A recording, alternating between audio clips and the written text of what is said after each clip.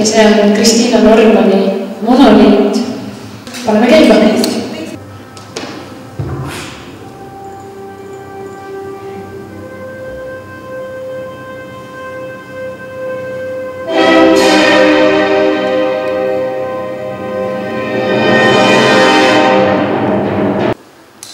No nii, Anders, kuidas hindab teost? Et kui siin nendes valikutes on mingisugune teos, mis tõepoolest võiks midagi nagu ette aimata, siis see Kristiina Normani teos tõepoolest hakkas valmima juba, ma ei tea, no igal juhul kõvasti enne selle kuju teisaldamist või üleüldse nagu selle probleemi nagu totaalselt teravamist. Samas on selle kuju ümber tehtud nii-öelda kunstiteosed juba vähemasti aastast 1998, aga Hannes Haans tegi sellise aktsiooni, mille nimi oli siis Backdoor Performance.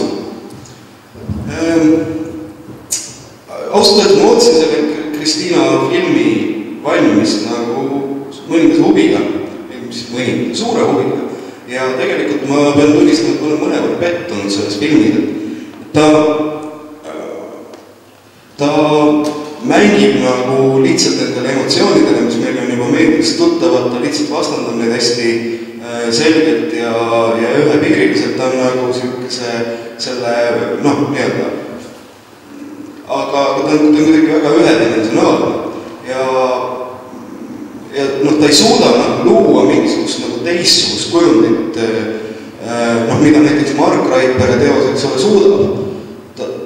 Suudab näidata neid sündmusi absoluutselt teisse vaatenurga alt, millises valguses näiteks iialgi ei suuda ükski Eesti normaalne telekanal või rääkimata mingitest dokumentaalfilmidest, mis on sellest sündmusest nagu kokku klopsitud.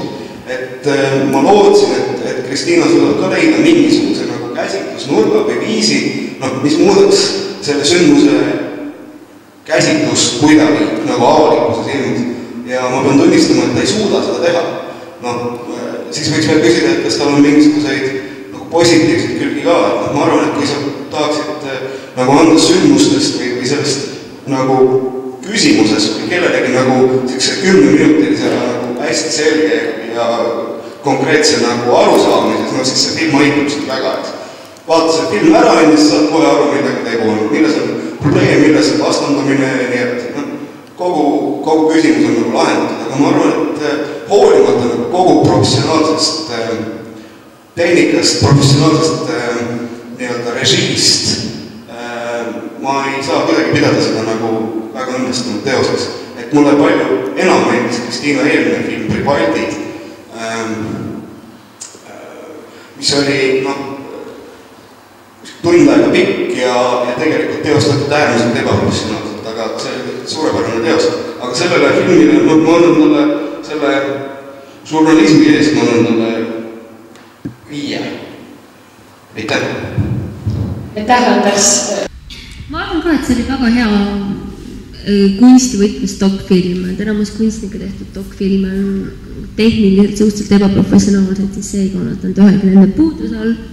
Et ma oleks Lõuna-Aafrikast või Alabama osariigist, siis see pakuks mulle kindlasti huvi ja seletaks mulle päris palju asju, mis juhtusid Eestis aprillis 2007.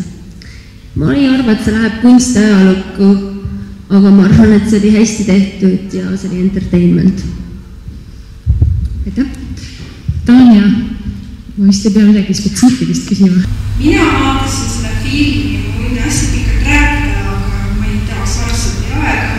Vaatasin seda filmi mitu korda, 10 korda ja arutasin seda nii-öelda meie sõpradega.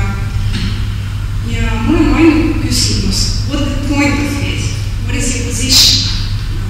Et mis on kunstniku positsioon? Kus pool ta on? Kas ta on siin või ta on siin? Ja see on hästi problemaatiline film. Ta on ironiseeriv, ta on suge multifilm, aga tegelikult on midagi suuremat, kui ta selle fototriennaali, mis oli Kumus näidatud selle Keegi Anu Soomest Pennamin, näidatud sellise Lutsu kommi